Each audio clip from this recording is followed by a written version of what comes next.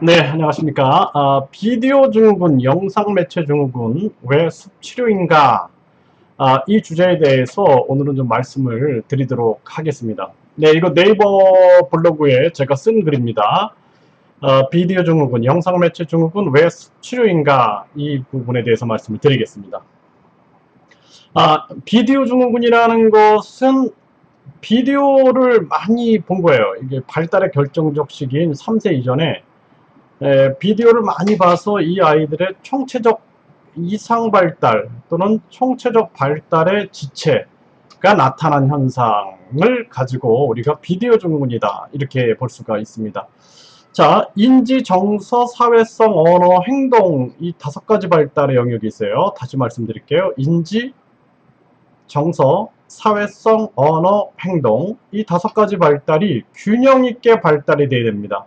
이게 조화와 균형의 발달의 원리에 따라서 균형 있게 발달이 돼야 되는데 이게 인지는 발달이 되고 정서는 발달이 안 되고 사회성 발달 안 되고 언어에서도 인지적인 언어에서는 발달이 됐는데 정서적 언어 발달이 안 되고 행동도 인지적 행동은 발달이 됐는데 정서적 행동은 발달이 안 되는 이러한 현상을 이상 발달이라고 볼 수가 있는 겁니다. 이상한 발달이다라는 거죠. 그리고 발달 불균형이 나타난 거죠. 또 비디오 영상에는 반응을 보이는데 사람의 목소리나 사람의 표정이나 사람의 행동에는 반응을 보이지 않는 거예요. 그러니까 비디오나 영상 매체의 집착 행동이 나타나는 것이죠. 이런 경우를 좀 이상한 그 행동이다, 이상 행동, 또는 이상 발달이다 이렇게 말씀을 드릴 수가 있게 되는 겁니다. 그래서 이러한 비디오 증후군 이것을 이제 뭐 비디오뿐만 아니라 뭐 영상 매체죠, 영상 매체. 그래서 뭐 TV, 텔레비전, 뭐 핸드폰 또는 아이패드라든지 각종 영상 매체에 왜 이러한 것이 생기는가라는 것을 보면은 발달의 결정적 시기에 사람과의 상호작용이 되게 중요해요. 그래서 우리 뇌가 사람과의 상호작용에 익숙하게 발달돼야 됩니다. 만약에 사람도 뭐 원숭이가 키웠다 그러면 원숭이처럼 되죠. 네, 한국인도 태어났는데 미국인이 키웠다 그러면 미국 언어를 하게 되고 미국인들처럼 행동을 하게 됩니다. 이처럼 발달의 결정적 시기에 어떤 자극이 주어지느냐는 굉장히 중요한 부분이에요. 그래서 비디오가 자극을 줬기 때문에 비디오에만 반응하는 아이가 돼버린 겁니다. 이게 비디오 증후군이다, 영상 매체 증후군이다 이렇게 볼 수가 있어요. 근데 이 아이들을 제가 이제 재활을 해보니까 재활할 때 가장 어려운 점이 뭐냐면 이 아이들이 사람에게 상호작용 반응을 하지 않고 계속 뭐 핸드폰이라든지 뭐 예를 들어서 영상과 같은 그림이 있다 그러면 거기에 집착을 하는 겁니다. 그걸 못하게 하면은 울고불고 야단을 하는 거죠. 야단법석을 떠는 겁니다. 그러니까 이런 문제점이 나타나는 거예요. 그래서 집에 가면은 컴퓨터 틀어달라 그러고 머리를 박기도 하고 또 비디오 틀어달라, 텔레비전 틀어달라, 또 뭐 컴퓨터 틀어달라고 온갖 아이가 그 부정적인 행동을 하게 되는 것이죠. 그러니까 부모님은 굉장히 스트레스를 받으니 그냥 틀어주게 되는 거죠. 이게 이제 악순환이 되는 겁니다. 그래서 이 아이들을 재활할 때 제가 항상 말씀을 드렸던 게 뭐냐면 먼저 비디오, 텔레비전, 핸드폰 등을 차단해 주세요 그랬어요. 근데 이게 잘 안 되는 겁니다.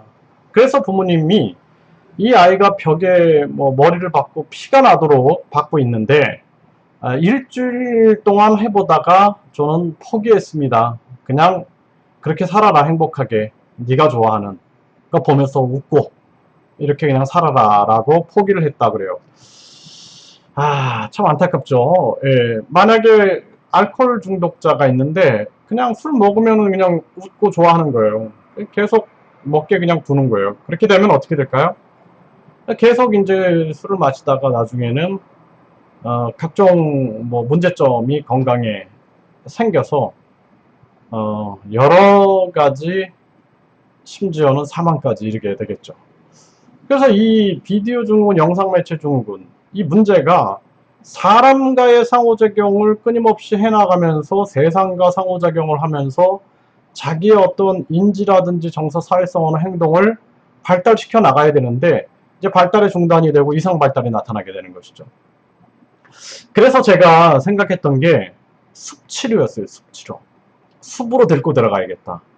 그 영상 매체가 없죠. 전광판도 있어요. 길거리를 다니다 보면 아이가 전광판을 보고 거기에 멈춰 있다든지 또는 뭐 요즘에는 뭐 핸드폰 이게 워낙 스마트폰이 발전이 되어 있기 때문에 뭐 그냥 손에서 놓지 않는 거죠.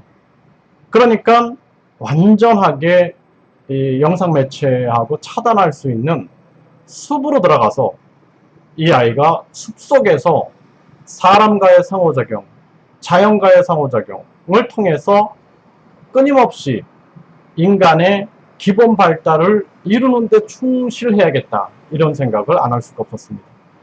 그래서 강원도 인제에다가 이 자연재활센터를 만들었어요. 펜션하고 이렇게 해가지고 만들었는데 그 인제에 수해가 나는 바람에 이게 중단이 됐죠. 굉장히 안타까웠던 제가 순간이었고 그런데 뭐 이제 한국에도 이 가정과 완전히 분리되는 것은 쉽지 않고요. 그래서 숲이 많잖아요. 숲이 서울에만 해도 숲이 많은데 숲속에서 아이랑 같이 계속 걷고 상호작용하고 그냥 대화하고 이런 프로그램을 계속 전개하는 것이 굉장히 중요하다. 이렇게 볼 수가 있습니다. 왜 숲을 제가 얘기를 했을까요? 가장 중요한 것은 영상매체 차단이에요. 차단. 영상매체 차단이 이 아이들 재활의 시작이다. 그걸 차단해야지 이상 발달이 없어져요. 그 영상매체 집착하는 행동들. 그 발달의 균형을 맞춰주기 위해서는 사람과의 상호작용 놀이가 필요한 거죠. 이것이 이제 숲속에서 이루어져야 된다는 것입니다. 그래서 우리나라 이 발달재활 같은 경우도 뭐 저도 이 발달재활의 역사 속에서 함께 해왔는데 참 안타까운 점이 많습니다. 한국이 충분히 주도해 나갈 수 있음에도 불구하고 이 근본적 문제는 정부의 어떤 규제 그리고 그 위에 이익 집단들의 어떤 로비 뭐 이런 것들이 굉장히 안타까웠던 적이 많습니다. 네, 그런 부분들을 차차 제가 유튜브를 통해서 말씀을 드리겠습니다. 네, 오늘은 제가 비디오 중국은 영상 매체 중국은 왜 숲치료인가에 대해서 말씀을 드렸고요. 이 네이버에서 검색하면 제가 쓴 글이 검색이 됩니다. 이 글을 읽어보시면은 더 큰 도움이 되실 겁니다. 네, 질문 있으면 질문 주시면 답변 드릴게요. 감사합니다.